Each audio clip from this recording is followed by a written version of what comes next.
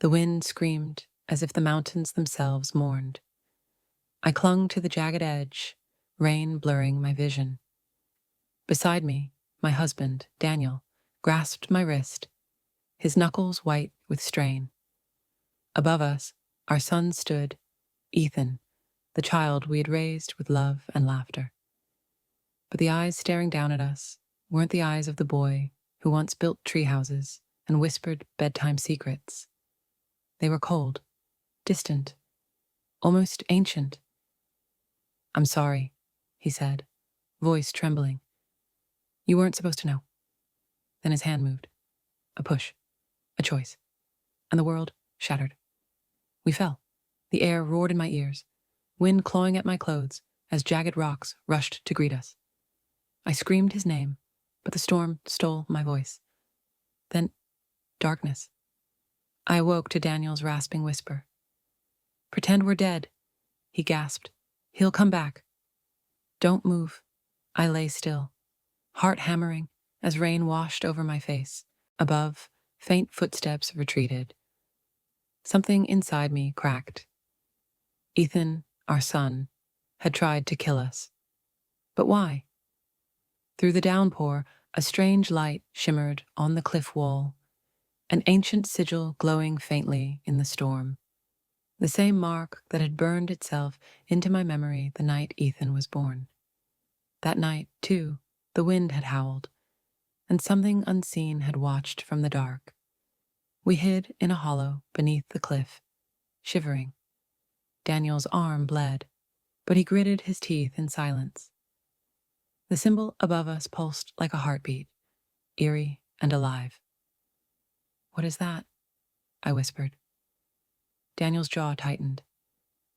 "I think it's the same mark your mother used to draw on the door every winter. To keep the shadows away." My breath caught. I hadn't thought of that in years. Mother had called it the guardian seal. She'd said it protected newborns from the other side, and she'd drawn it for Ethan. Suddenly, I remembered her trembling hands, the way she'd whispered ancient words over the crib. She had looked terrified. "Do you think—" I hesitated. "Do you think she sealed something in him instead of out?" Daniel didn't answer, but the look in his eyes told me everything. That night, as we huddled in the dark, we heard faint voices on the wind, whispers calling our names, distorted and hollow. And then, faintly, a cry that sounded like Ethan's, begging for help. We made our way down the ravine, battered and cold. Every step sent pain shooting through my leg, but the fear of being found drove me on. By dawn, the storm had eased, revealing a forest veiled in mist. Birds were silent. The air felt wrong, heavy, watching. Daniel pointed toward a cabin half hidden by pines. "We'll rest there." It was old, abandoned. Cobwebs clung to corners, but the hearth still held the ghost of warmth. As I cleaned Daniel's wounds, he muttered, "If Ethan's changed, it wasn't by choice." I looked at him sharply. "You think he's possessed?" Daniel's eyes met mine. "I think the thing your mother feared, it's inside him now." That night, I dreamed of Ethan as a boy. He was holding a butterfly, delicate, glowing. But as he smiled, its wings burned to ash in his hands. He looked up at me and whispered, "It's hungry, Mom." When I awoke, the same sigil was scratched into the cabin wall beside me. By afternoon, we heard voices, men calling our names. Police? Rescuers? My heart leapt, but Daniel's hand stopped me. "Not yet," he warned. "Listen." The men spoke too softly, but I caught fragments. Bodies. No blood. Mark on the rocks. Then one of them whispered, "He's done it." The ritual worked. Daniel's face went pale. "They're not rescuers," he said. "They're followers." We stayed silent until they left. That night, as firelight flickered, Daniel revealed something I never knew. When Ethan was a baby, he said quietly, "Your mother warned me." She said if the mark ever glowed again, we'd have to choose our son or the world. I stared at him in horror. "And you didn't tell me?" He looked away. I thought she was delusional. Until now, a shadow crossed the window then, tall, wrong, moving like smoke. And for a heartbeat, I saw Ethan's face in it, crying, trapped. Morning brought silence and ash-gray light. While searching the cabin, I found a chest hidden under loose boards. Inside lay a faded letter in my mother's handwriting. "My dearest Clara, if you're reading this, the seal has weakened. The child carries a spirit older than the earth, one that once fed on the souls of kings. I bound it within him, for to destroy it would mean destroying the boy as well. You must never let the mark fade. If it breaks free, he will lose himself. And when the time comes, only love can cage it again." My hands trembled. "Love can cage it again," I whispered. Daniel frowned. "What does that mean?"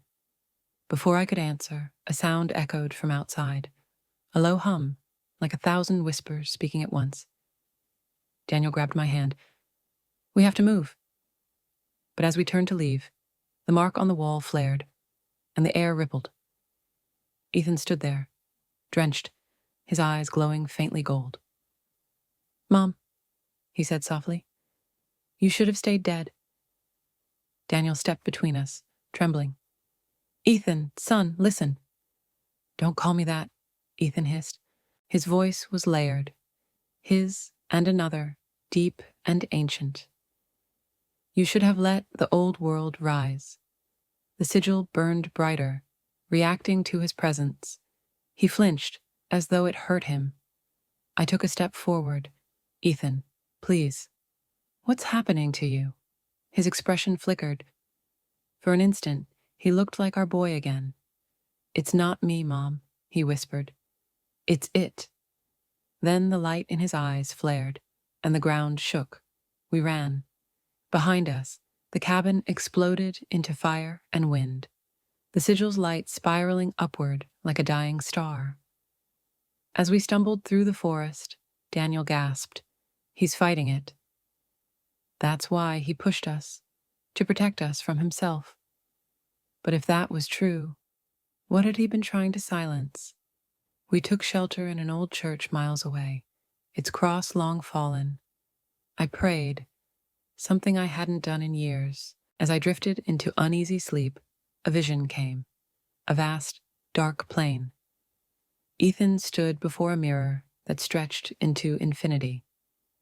Behind his reflection loomed a creature, shadow, flame, and sorrow intertwined. "You sealed me once," it growled. "You cannot do it again." Ethan turned to me, tears streaking his face. "Mom, it's feeding on pain. Every time I hurt you, it gets stronger. I thought if you died, it would be satisfied." I reached for him, but the mirror shattered, and I awoke screaming. Daniel held me close. "What did you see?" "Hope," I whispered. "He's still inside. We just have to reach him." But deep down, I wondered if love alone could defeat something that ancient.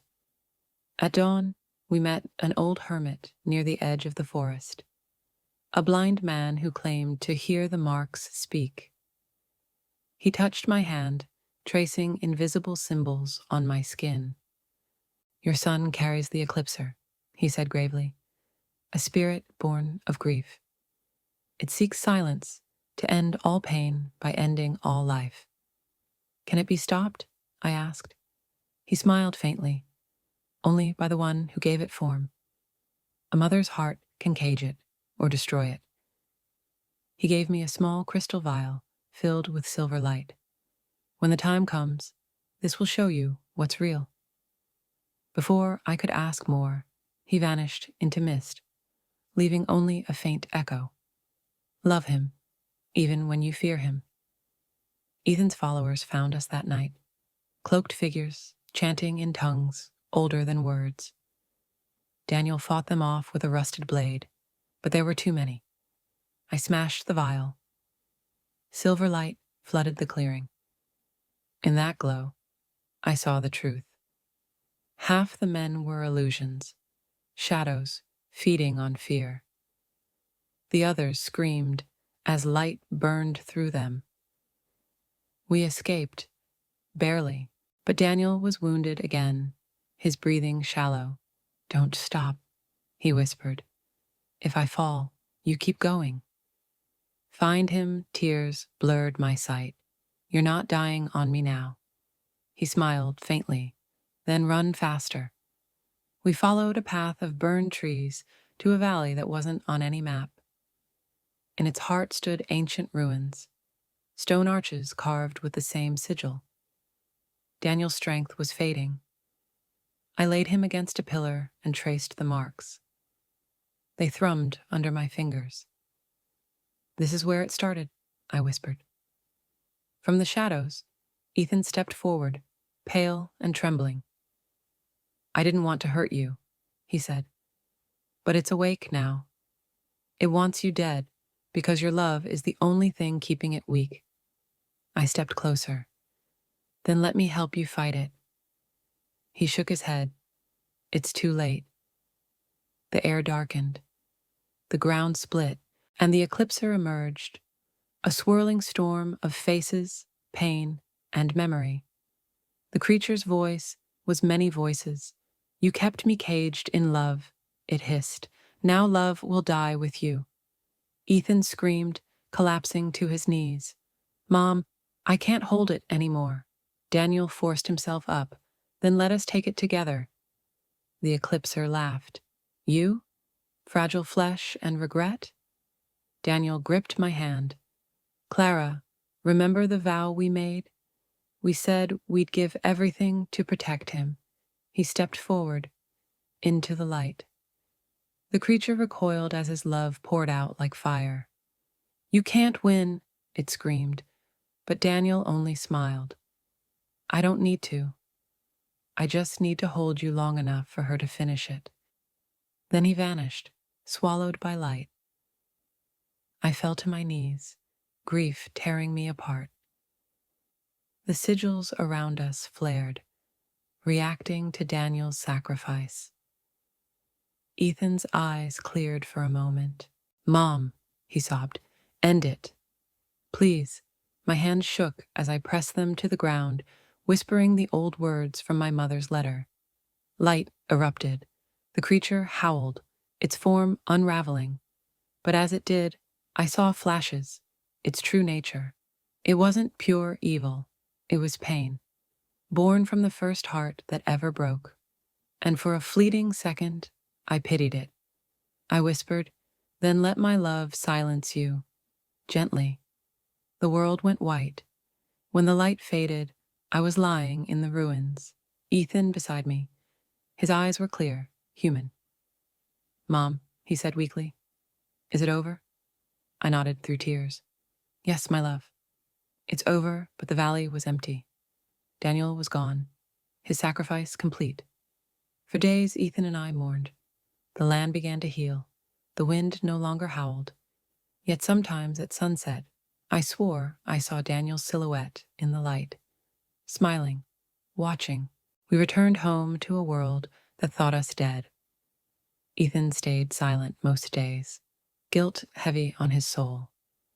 I told him what my mother had written, that the spirit had chosen him because his heart was too kind. Pain finds kindness easiest to enter. We rebuilt, slowly. But one evening, I found Ethan carving the sigil into the wood again. "Why?" I asked. He looked at me, eyes haunted. "Because it's whispering again." We sought out the hermit again, but his hut was gone. In its place stood a single stone tablet. The cage must be renewed by the heart that birthed it, blood and love combined. I understood then. The mark needed me.